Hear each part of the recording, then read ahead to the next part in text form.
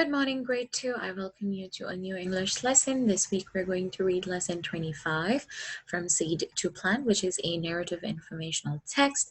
And the objective that we will cover during this presentation is the strategy of monitoring and clarifying a text as you read, which is stop, think, ask questions if you're confused about and you do not understand a certain selection. You stop, think, monitor, and clarify the text.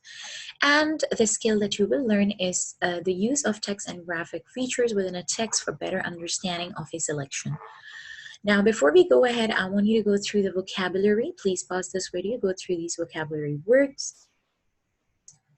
And now let's focus on the text and graphic features. Now, an author usually uses text and graphic features to help the readers understand the text better. And text features are basically labels, bold words, highlighted words, and graphics are basically pictures, charts, diagrams, maps that help you understand the text better. And this is a little tiny representation of that. Text features can be bold-faced words, italics, highlighted words, words with bullet points, key points with bullets on them that draw attention and help you understand better. Then you've got your pictures, maps, table charts, graphs that help you understand the text better. All of these are called text and graphic features. And the strategy is to monitor and clarify. Now, as you go through the text, I will show you how you are going to put the strategy in place where you will stop, think, and you're going to look for text evidence so that the text makes more sense. So let's get started. Now, why do we have these text and graphic features? Why do you need them in an informational text? Well, the reason why is that when you visualize a picture, it's easier to relate to the text that's added to that picture. So it helps you learn better, faster. It's easier, and especially when it comes to informational text with a lot of facts and details, terminologies. It's better to visualize. So I can learn by visualizing pictures, etc. Therefore, you do need text and graphic features in certain selections. Now, this is the preview of the topic. Pause and read through this, please. And after you read through the topic, before you even begin, you can basically focus on this little bit here. So this lesson is about life cycles. You've already learned about life cycles in grade 1 and in grade 2 as well. So I want you to go through this page by yourself, pause this clip, and please go through this yourself. So let's get started. Now, before we get started, I want you to meet the author. Her name is Gail Gibbons, and as a child, she was a very curious child who asked a lot of questions. And as she grew up, she turned into a writer. First, she was doing some artwork for a children's television show, and then she started writing books, and she's written more than 135 books. So you can do a little research about the author if you do wish to. This is the genre, informational text, and please remember that informational text is all about pictures, labels, facts, details, and diagrams that help explain the topic. So as you read, I want you to go through these features of this selection. All right, so that's the title page, From Seed to Plant by Gail Gibbons. And before you even begin, I want you to ask yourself this essential question: how do plants grow and change? And I'm sure that you already know the answer to this question. How do plants grow and change? From your prior knowledge. And once you answer, you begin reading. So that's the first page. And on this very first page, you can see a lot of labels for these flowers, right? You can see that all these labels on this particular pretty painted drawing are all in capitals. That's a text feature, yeah? And that's a graphic picture with its text features. Now, the lesson is quite extensive, and it's impossible to read the entire lesson throughout this presentation. So what I'm going to do is that, again, I will emphasize and pause the video, and please read the lesson as you go through the presentation. I will particularly read this paragraph to kickstart the lesson. So let's read. Most plants make seeds. A seed contains the beginning of a new plant. Seeds are different shapes, sizes, and colors. All seeds grow into the same kind of plant that made them. Many plants grow flowers. Flowers are where most seeds begin. So flowers are where most seed begins. Now on this particular page, I want you to think and clarify, monitor. Why did the author write all seeds grow into the same kind of plant? So what kind of a plant will a rose seed grow into? The answer is a rose plant. And a corn seed will grow into a corn plant. But how do you know that? You know that through prior knowledge. We know that a particular seed will raise a particular plant. So if you have a tomato seed, it's gonna create a tomato plant, right? We know this from experience, we know this from prior knowledge. Next, now on this page, on the second page here, you can see that there is no text given. It's just the diagram, and this diagram is self-explanatory. This is where your text and graphic features play a very key role in informational text. This picture is very important because it has a lot of labels.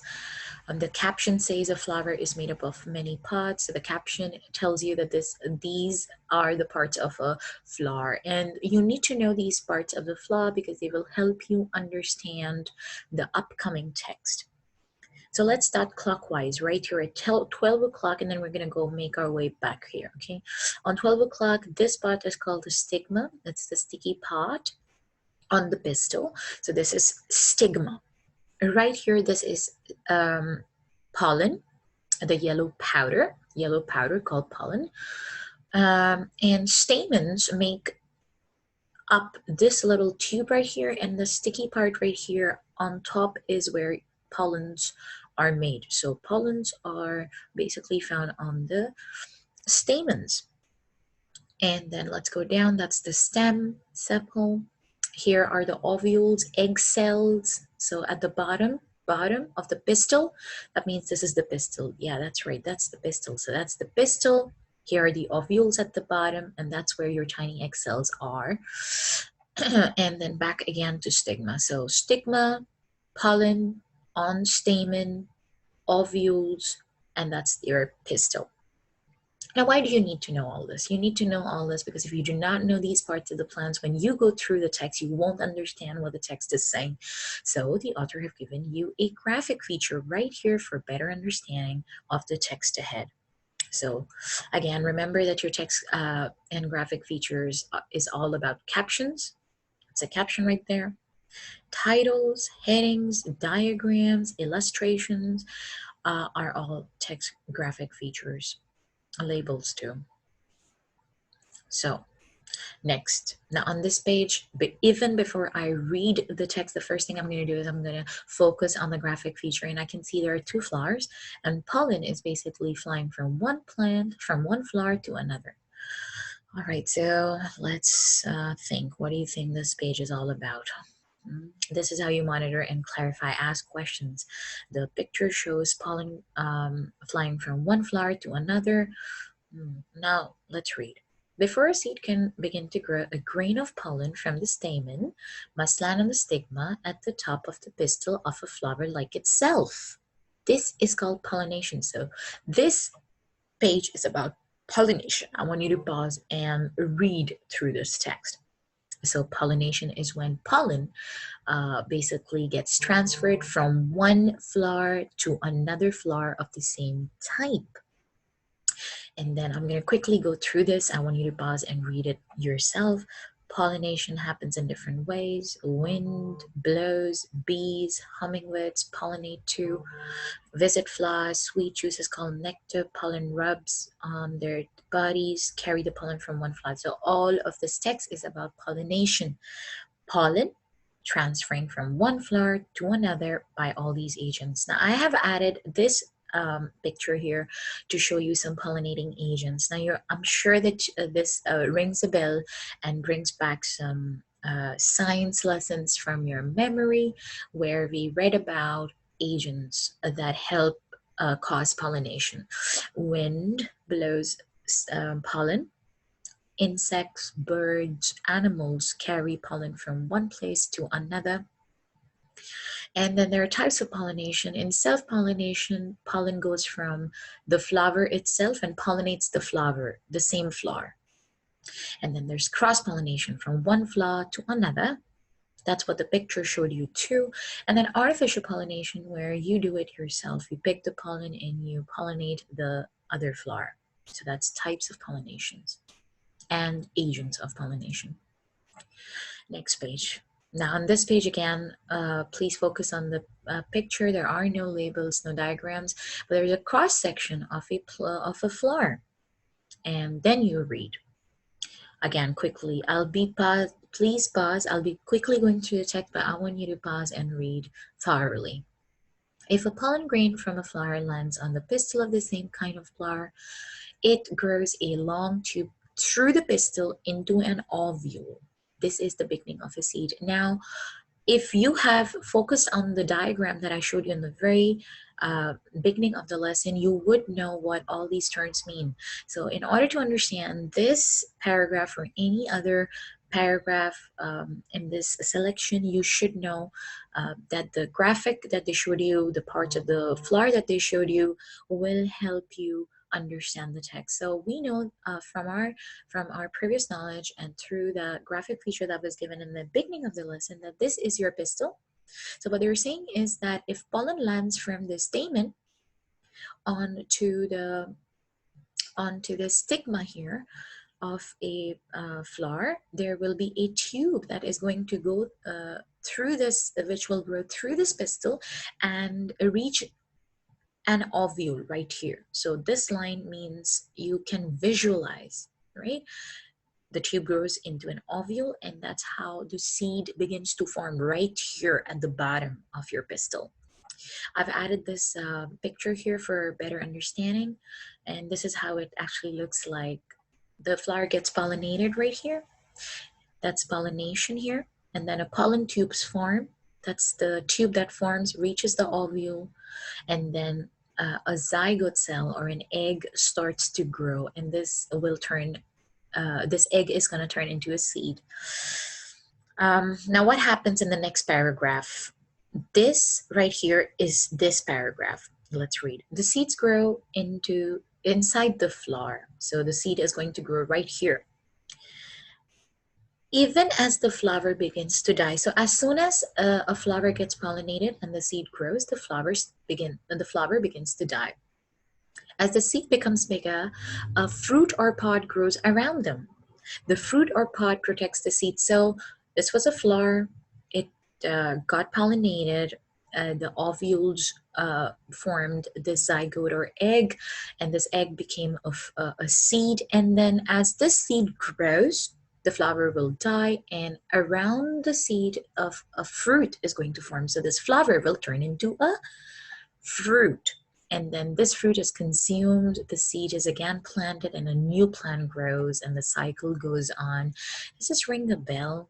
This is a life cycle, just like us humans or animals. So this is the life cycle of a seed. I've added this picture. This is not from the text, just to show you how different flowers grow into different fruits. So here, this is a pea flower, and these are peas, and all those peas that you consume are basically seeds. So pea fruit from a pea flower. That's a raspberry flower. This is a raspberry flower, it grows into raspberries. This is a pineapple flower, grows into a pineapple fruit. And this is an apple flower, which grows into a apple fruit. And if you've ever grown strawberries here in Qatar during cool weather, you will see these pretty little tiny white flowers turning into strawberries. Here is a tomato flower that turns into tomatoes right here. And many a times, if you have a backyard or if you've ever strolled around a garden, there are lots of flowers that look like this here in Qatar, and they turn into berries. So you might have come across these tiny little berries, which are not consumable, I believe. Maybe they are consumable for animals and birds, but we don't eat them, and you might have come across these little berries here. So these berries are basically flowers that turn into this fruit. All right, so let's look at this page from the lesson now. Now on this particular page, again, I'm quickly going to go through the text, and I want you to monitor and clarify, pause and read. In this picture, you can see that there's something falling from the flower or a fruit, and it's falling on the ground, right? And when you read the text, you'll have a better understanding. So when the fruit or pod ripens, it breaks open. The seeds are ready to become new plants. So these seeds are gonna get implanted in the soil, and these seeds are going to then turn into a new plant. But there are different ways it can happen. They can fall. Sometimes the seeds just pop out. Sometimes birds eat berries and then they drop the seeds, and that's how a seed gets implanted. Then over here you can see that this is an ocean, like a coast right here, and then you see this plant right there. And then let's quickly go through this. Other seeds fall into streams, so seeds can also be traveled, can also travel through water. So if you have a plant near a water source, it can basically stick to the dirt along the shore, and then a new plant grows. So these two pages are all about how seeds are planted into the soil and how new plants grow from a seed. Then on this particular paragraph here that comes with this graphic feature, you can see that the wind is carrying these seeds out of the plant, and tiny parachutes, like they're gonna fly. They have wings that spin. You've seen these seeds, by the way, the different types of seeds that we've gone through in our science lessons, and they're gonna land on the soil, and then a new plant will come into being. Now, as we go through, this is like a connection on life cycles. I want you to try doing this. Cut open any fruit, and I want you to stare at those seeds and maybe try to grow them yourself. So look at the different shape and sizes of fruits by cutting them, opening them, check them out, look at the seeds, and don't use the knife alone. Make a parent do that because it can be sharp. And then look and observe those seeds, and then you can try to plant them yourself. All right, now on this page, this is the next page, you can see a squirrel eating a fruit.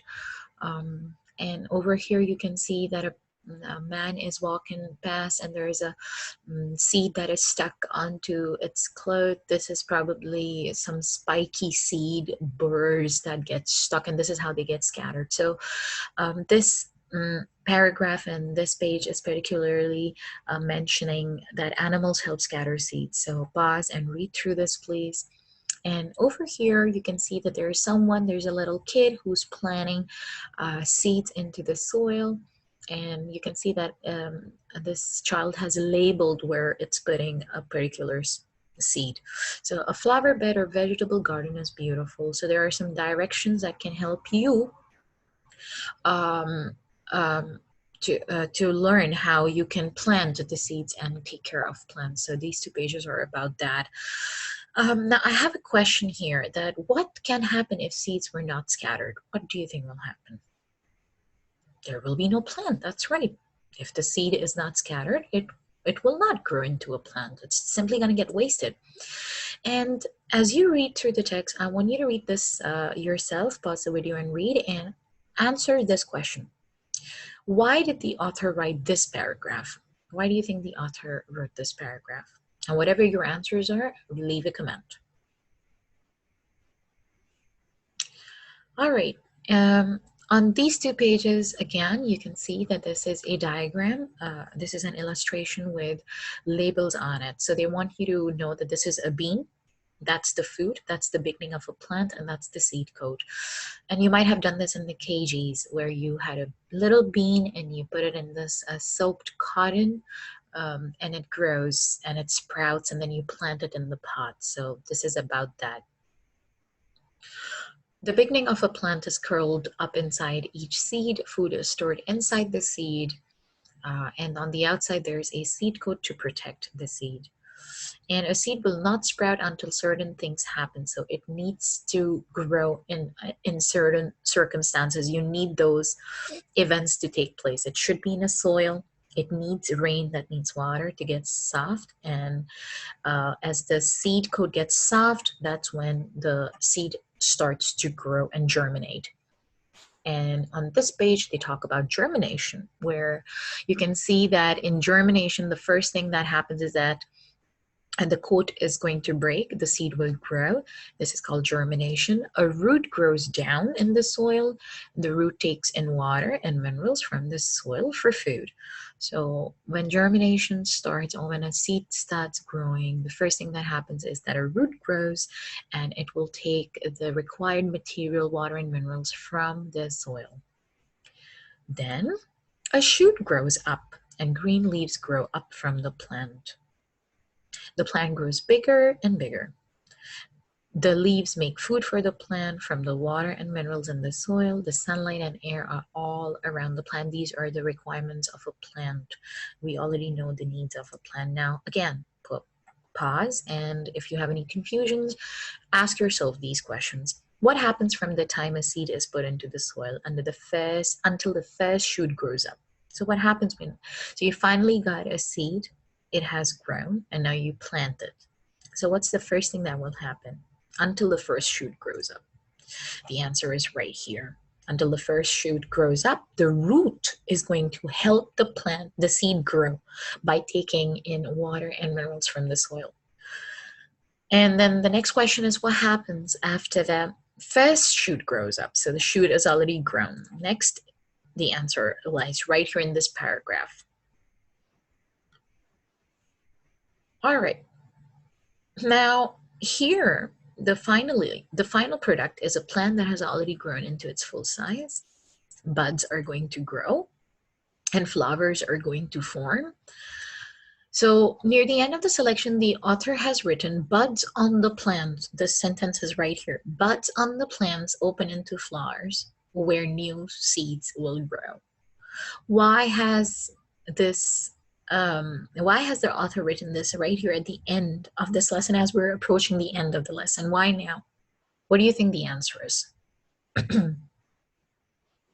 That's right. They are basically mentioning the life cycle of a plant. So again, from this little seed to a full-fledged plant, again, a new flower grows a new seed and the life cycle goes on.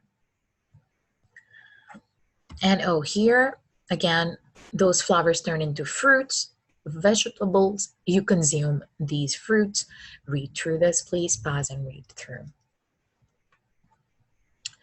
And then right here, as we're approaching the end, again, they have given an illustration and you can see these steps right here, 1, 2, 3, 4. This is how to raise bean plants. And you can see that there is a clear glass jar and they've planted a bean seed and it is growing. And then right here on the 5th step, they take this little sprouted bean seed and they put it in the dirt and in the soil and they transfer it into a pot. So the question that I want you to ask is that why are these 4 steps in a glass jar instead of a clay pot? Why do you think? Why didn't they just plant the whole thing right into the pot? Why put it in a glass jar? Any thoughts? Well, the answer is so that you can see the seeds sprout. And when you're sure that the seed has sprouted, that's when you take it out and you plant it into a clay pot. So you can watch germination taking place. And once you're sure, you plant it into the pot. All right, now here comes the understanding of the concepts. This is a column map where you can register text and graphic features yourself. And every text and graphic feature that you've gone through within the selection, you can mention the page number and you can tell how it helped you understand the purpose of that text and graphic. How did it help you understand that particular concept? And that's how you basically jolt down your understanding. And you can also, if you do wish to, you can draw, color, make a model. You can paint and label. any part of this lesson that you liked, that made you curious, that you enjoyed. And please don't worry, we have two lessons for this task. So you can do it today. You can go through the entire lesson for a second read tomorrow and come up with lovely projects. If you like to do hands on stuff, you can basically just use some art and craft material.